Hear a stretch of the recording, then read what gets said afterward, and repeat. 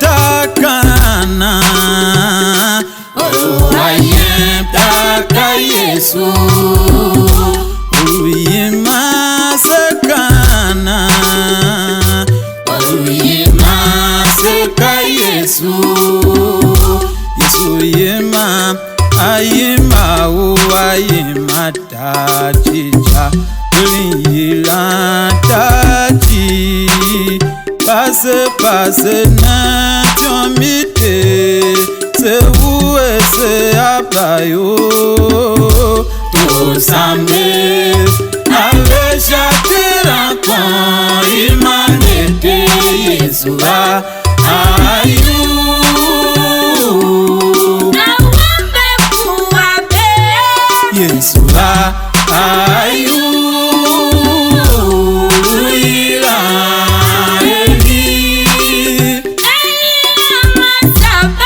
Sabatani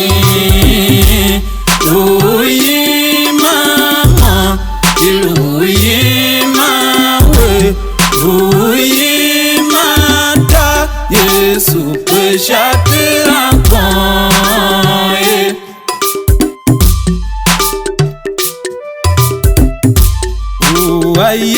Takana Taka Yesu Uyima Sekana Uyima Seka Yesu Yesu Yima Ayima Ayima Tachicha Uyimira Tachi Passe na tiomite se uwe se abayo to sambe ale shatira kon imanete Yesu ayu awambe kuabe Yesu ayu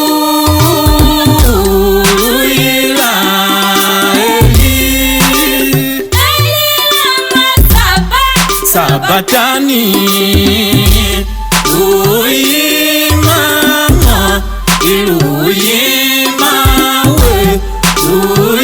Uyimata Yesu peshatira koye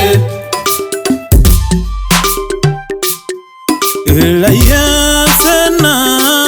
pato asedejega Kukula se shikoson se na se kwaya Ukanji jingi kuwa ushayo nemba dondon Tuwele sama iyange mawe mbatari wange Tuwateta kashachiwase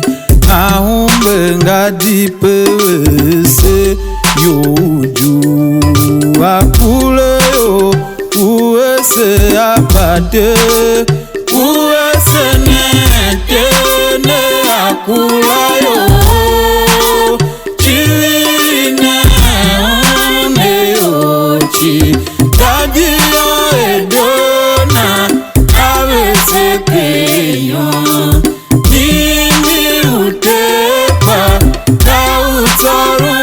Jawa Osaya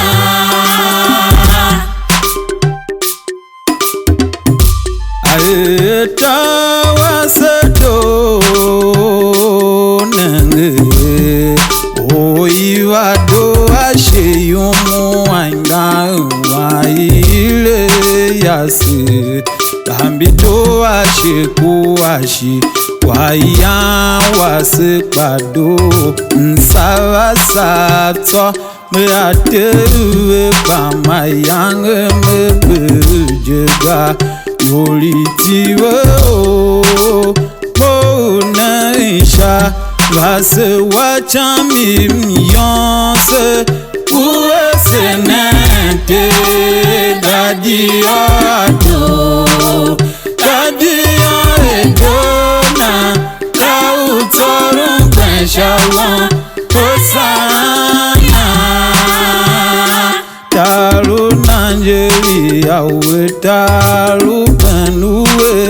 mo na show se wacha mi yonse uwa se nante daddy ado daddy ado na utolu gbejawa asaya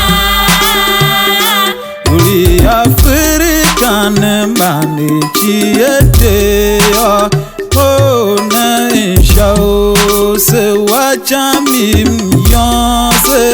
uwa se nante daddy ado daddy ado na utolu gbejawa asaya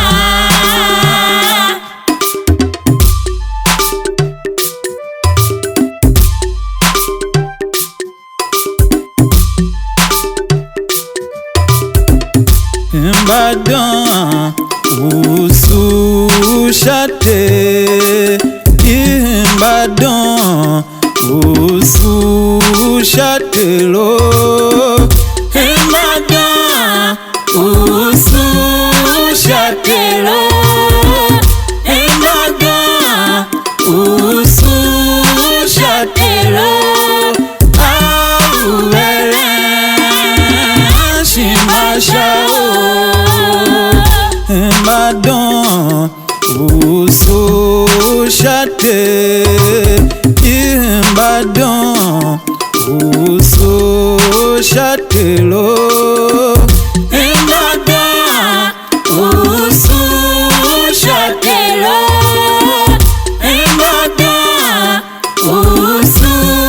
Shate lo Awere Shimasha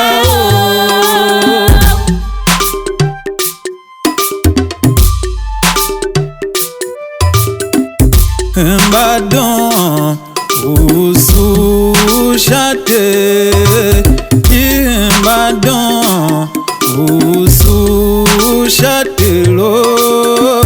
Ibadan Osu Shate lo Ibadan Osu Shate lo Awere Shimasha Ibadan Osu Shate Ibadan Osu Shate lo Ibadan Osu Shate lo Ibadan Osu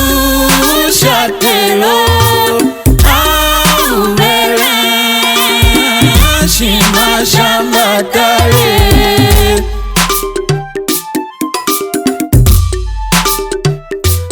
Ibadan Odandan Shate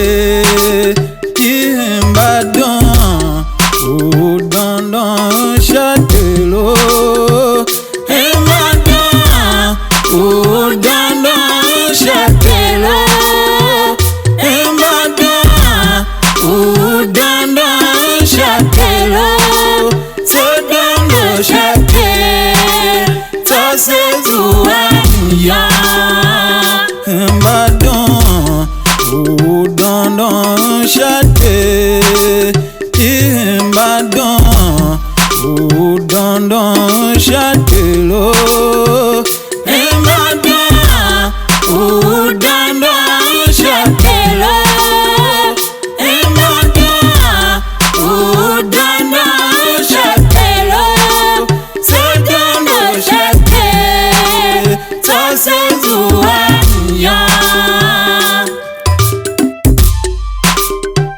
Se akake te se chiyo Se akake te se chiye Kasega kasega pakatiyo Kasega kasega pakatiyo Shachuwe Mami mi wo yo